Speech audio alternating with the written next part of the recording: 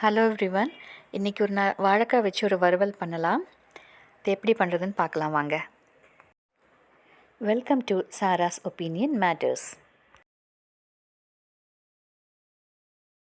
வாழைக்காய் வச்சு ஒரு வறுவல் பண்ணலாம். வாங்கி 2-3 நாள் ஆச்சு. இது லேசாக கொஞ்சம் பழுக்கவே ஆரம்பிச்சிருச்சு. இருந்தாலும் நம்ம கட் பண்ணி ஒரு வறுவல் பண்ணலாம். தோலெல்லாம் இந்த மாதிரி சீவி எடுத்துகிட்டு இது சின்ன சின்ன பீஸாக ரவுண்டாக கட் பண்ண போகிறோம். இது இந்த மாதிரி இந்த திக்னஸ்க்கு கட் பண்ணிக்கலாம். கட் பண்ணிவிட்டு தண்ணியில் போட்டுடுங்க, இல்லைன்னா கருத்து போயிடும் இந்த காய்.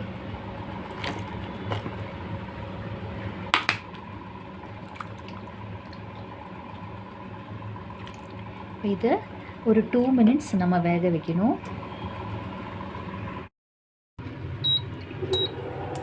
இது ஒரு 2 மினிட்ஸ் வேகட்டும்.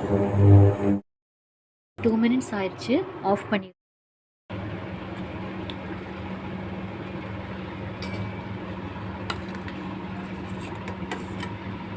இந்த தண்ணி ட்ரெயின் ஆகட்டும்.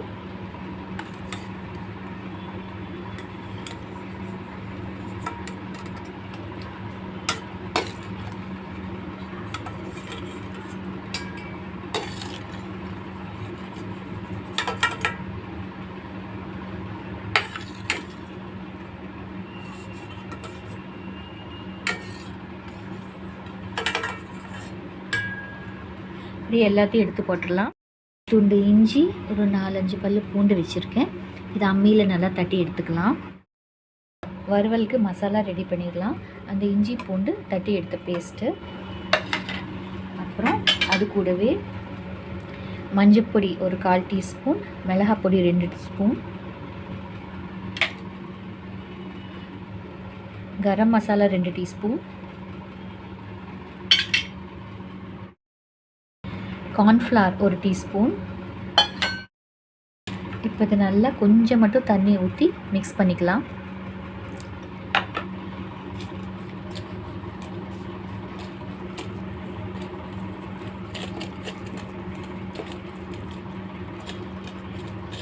ரொம்ப தண்ணியாக இல்லாமல் இந்த மாதிரி கொஞ்சம் திக்காகவே கலந்து வச்சுக்கலாம். வாழைக்காய் இதோடு ஆட் பண்ணி நல்லா கலந்து வச்சிடலாம்.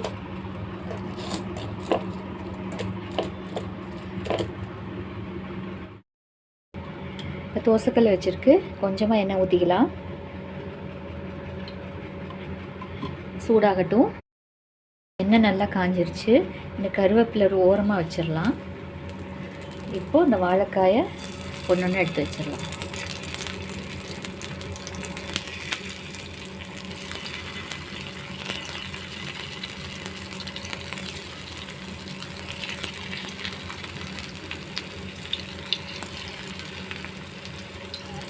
ஃப்ளேம் மீடியம் ஃப்ளேமாக இருக்கட்டும்.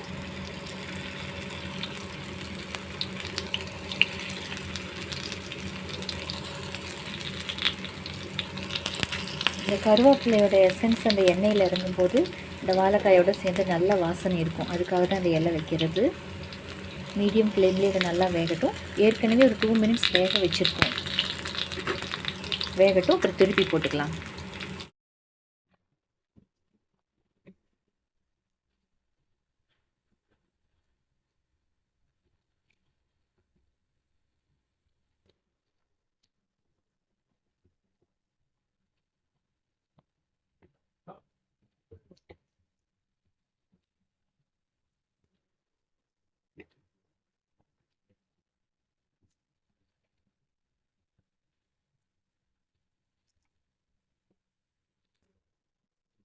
இப்படியே ஒரு காயாக பின்னாடி திருப்பி போட்டுருங்க. அப்படியே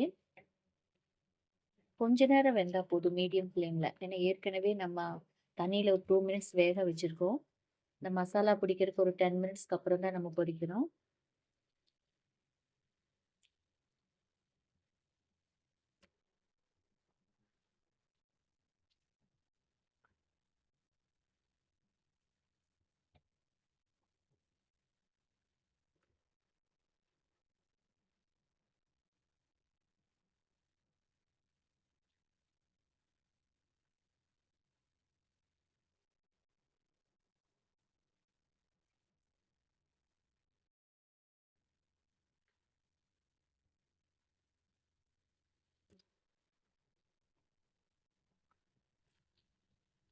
2 மினிட்ஸ் இருந்து எடுத்துட்டு அடுத்த செட் போட்டு இதே மாதிரி ஃப்ரை பண்ணி எடுத்துடலாம்.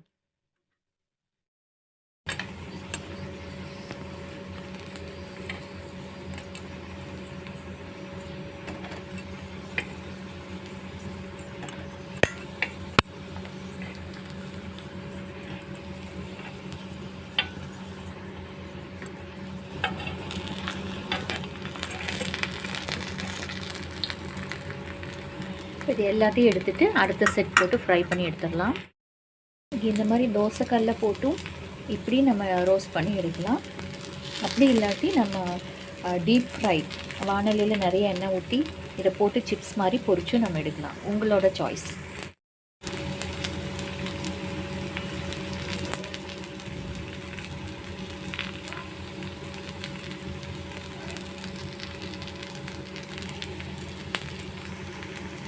லஞ்சுக்கு பேக் பண்ணும்போது அந்த ரைஸோடு இதை வச்சு சாப்பிடும்போது நல்லாயிருக்கும்.